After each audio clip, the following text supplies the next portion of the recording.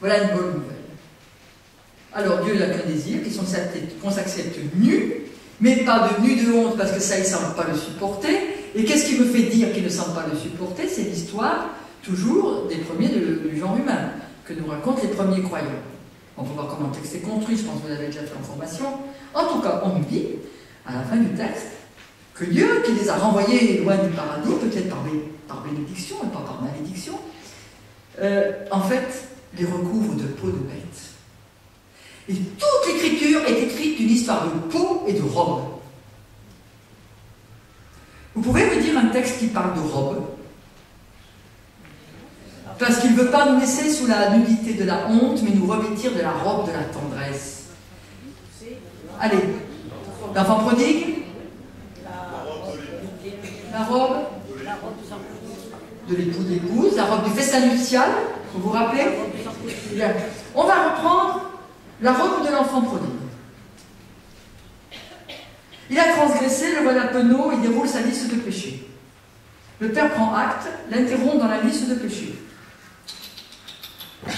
Et qu'est-ce qu'il dit? Il dit à ses serviteurs, par des médiations humaines, qu'on lui enlève ses haillons. Et il dit à ses serviteurs qu'on le revête de cette robe, une robe neuve, la robe de la tendresse de Dieu. On entend exactement ce texte, la même coloration eschatologique, c'est-à-dire de la fin des temps, du royaume, de l'amour parfait entre nous et Dieu. Lors du festin nuptial, pour rentrer dans la salle, dans la maison du Père, il va falloir laisser dehors la vieille robe et revêtir une robe neuve. On a l'histoire de robe autrement, c'est avec les outres de vin. C'est une autre sorte de robe du vin. D'ailleurs, on dit que le vin, il a une bonne robe. Voilà. Et alors, on a la contre-histoire. Parce qu'on pourrait penser que c'est tout simple, en fait, il suffit qu'on consente à notre fragilité. C'est un travail immense que nous avons à faire personnellement. On nous fait remarquer que nous avons un défaut qui encombre la vie des gens. On dit non, je ne suis pas si mal que ça, non, je ne suis pas si égoïste que ça. On rejoint toujours, ça nous dit un peu notre nudité. Hein. Donc consentir et en faire un abandon. Eh bien, il y a une contre-histoire qui est très intéressante pour voir que, même si cela nous est proposé comme source de joie, on le refuse. Exemple, l'histoire des jeunes hommes riches. Voilà le jeune homme riche qui arrive et qui dit ben moi, maître, alors Jésus n'aime pas qu'on l'appelle maître, parce que c'est ami. Qu'est-ce qu'il doit faire pour venir dans le royaume de Dieu? Et ben, Jésus lui dit, il lui rappelle la loi mosaïque, qu'est-ce que tu n'as pas fait ci, pas fait ça, pas fait ci, pas fait ça, qui concerne l'amour de Dieu, qui concerne d'honorer son père et sa mère, de ne pas tuer, de ne pas envier la femme du voisin, etc. Et il dit, j'ai 20 sur 20 sur ma copie. Et qu'est-ce que lui dit Jésus? Il te reste de consentir à manquer. Il te manque de consentir à manquer. Et comment je comprends ça? C'est parce qu'il lui dit, écoute, tu vas vendre tous tes biens matériels, certes, mais aussi ton idée de toi, ta belle idée de toi, qui est arrivée, qui est juste, et tu vas, viens, suis-moi. C'est-à-dire, tu peux continuer à marcher avec cet esprit-là, mais tu n'as pas le droit de le doubler, tu restes derrière. Et nous, notre péché, c'est toujours vouloir doubler le Christ, pour définir par nous-mêmes le bien et le mal, parce qu'on se croit plus fort et qu'on ne consent pas à notre fragilité d'homme. Donc la première décision à prendre pour retrouver le frère avec qui il y a un lien malade, c'est de consentir à ma fragilité et à sa fragilité, et d'en faire une grâce, un don, une bénédiction, pour pouvoir être sauvé. Alors vivre par consentement à ce manque, c'est joie, sinon c'est une vie rabougrie, puisque le jeune homme riche, on nous dit qu'il repart tout triste. Alors la question, c'est dans un monde dur, violent, comment conjuguer le fragile et le fort? Est-ce que Saint Paul dit je suis fort parce que Christ vit en moi, il rend même gloire de sa faiblesse, de son écharpe dans la chair. Mais est-ce que c'est bon, est-ce que c'est pas benet de vouloir faire de la fragilité consentie dans un monde dur un axe du vivre? Est-ce que ça ne gomme pas le combat déjà? Alors la réponse de Jésus, c'est non. Ça ne gomme pas le combat, c'est une arme du combat, la fragilité consentie. Est-ce qu'on ne va pas devenir la proie d'autres durs et d'une douleur personnelle? Alors la réponse de Jésus, chez lui, celle qu'on cherche dans l'Évangile, on cherche toujours une réponse à nos questions, hein, sans copier, c'est que la vraie douceur du fragile, elle s'allie toujours au combat. Si le fragile, c'est celui qui est abandonné au fort pour recevoir des coups, Jésus dit non. La force du fragile, c'est d'allier la douceur au combat. Ce que je vous ai dit de Comte Sponville. Hein? Le pardon n'abolit pas la faute, mais vous vous rappelez. Bon, il n'abolit pas la mémoire, mais bon, il faudra regarder à nouveau. Il n'abolit pas le combat, mais la haine du combat. Battez-vous en adversaire, non en ennemi. Bon, c'est un ancien chrétien qui est devenu athée, mais Dieu merci, il a gardé encore quelque chose du sucre de l'évangile. Deuxième décision, je la mets deuxième, parce que dans l'évangile, elle est en ordre 2. La décision, c'est un peste de la Genèse, donc il nous rappelle fragilité comme peut-être bénédiction. En tout cas, la décision, c'est aime-toi. Laissez-moi l'aimer du Père pour t'estimer toi. Restaurer, travailler, alors ça peut être pour l'action pastorale, hein, et pour nous-mêmes, travailler à restaurer une juste estime de soi. Il faut que je regarde mon horaire, s'il vous plaît. Travailler à restaurer une juste estime de soi. Bon, aime les autres comme toi-même, c'est un devoir, c'est une vocation, c'est le désir de Dieu. Les croyants juifs, ils ont même fait dire à Isaïe, comme un acte de foi, tu as du prix à mes yeux. Alors c'est un combat difficile, parce qu'on ne sait pas bien dans quelle part de nous-mêmes nous aimons. On ne sait pas bien qu'est-ce qu'on a à restaurer pour arriver à une juste estime de soi. Or, l'estime de soi, c'est un combat très contemporain. Hein. Le nombre de lieux d'épanouissement, de développement personnel, que je ne critique pas, sauf s'ils veulent faire de nous des forts, par force de nos poignets, sont nombreux.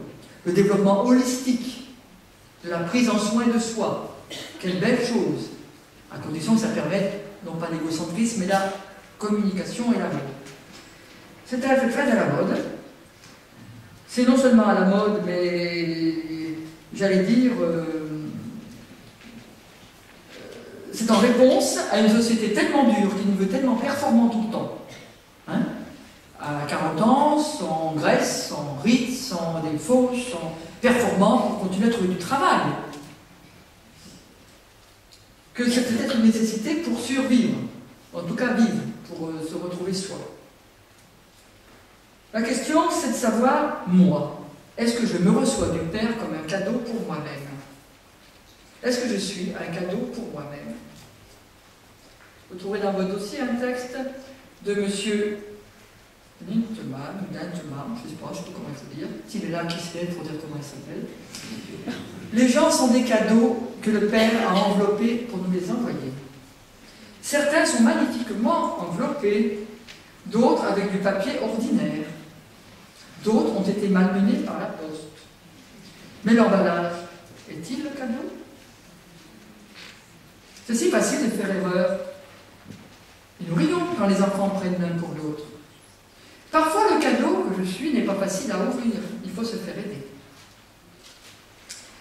Et puis, les cadeaux ont peut-être déjà été ouverts et déjà rejetés.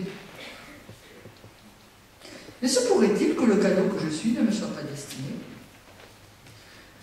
Je suis une personne, et donc moi, je suis un cadeau. Un cadeau pour moi-même d'abord. Le Père m'a donné d'abord à moi-même. Ai-je déjà regardé à l'intérieur de l'emballage? Ai-je eu peur de le faire? Peut-être n'ai-je jamais accepté le cadeau que je suis. Pourrait-il se faire qu'il y ait à l'intérieur quelque chose de très différent de ce que j'imagine? Je n'ai peut-être jamais vu le cadeau merveilleux que je suis. Les cadeaux du Père seraient-ils autre chose que merveilleux? J'aime les cadeaux que je reçois de ceux qui m'aiment, pourquoi pas les cadeaux du Père? Et puis je me décide, je suis un cadeau pour les autres. Est-ce que j'accepte de donner aux autres par le Père? Nous rencontrons sans arrêt des gens qui ne se savent pas cadeaux pour eux-mêmes, ou des gens qui ont connu une église qui était très en inquiétude face à l'estime de soi, face à aime-toi. Alors, on a dit le verbe aimer a tous les sens, hein. Aimer le chocolat, aimer Dieu, c'est pareil, en français. Il y a des doses dans le verbe aimer.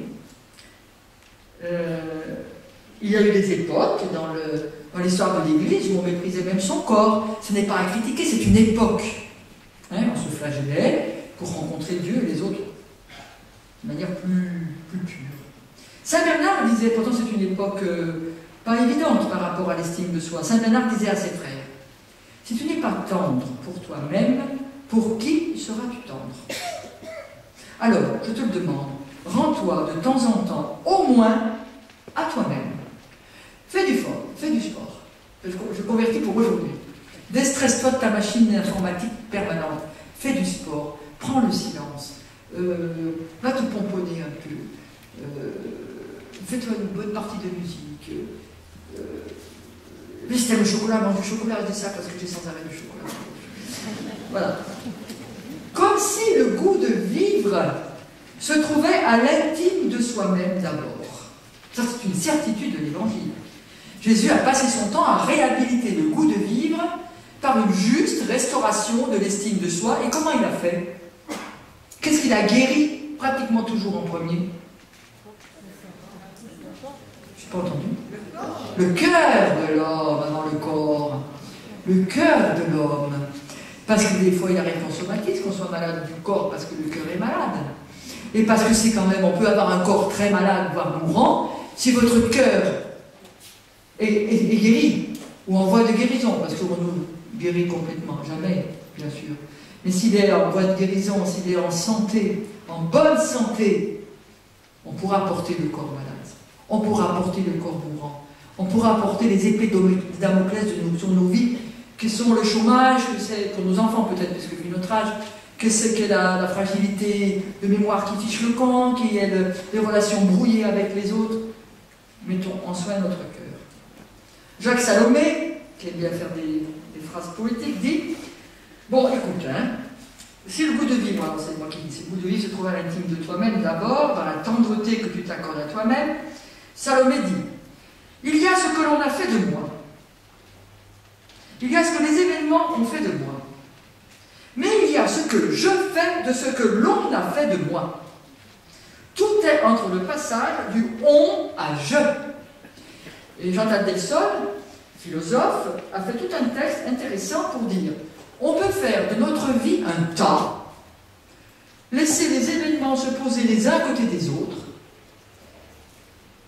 ou en faire une œuvre, en faisant en sorte que ces tas soient par je remis dans un sens, à tous les sens du mot sens, direction et raison de vivre, qui donne restauration de l'estime de moi, même si les événements sont calamiteux pour ma vie. Faire de ma vie non pas un tas, mais une... Voilà la belle mission que vous avez reçue de l'Église.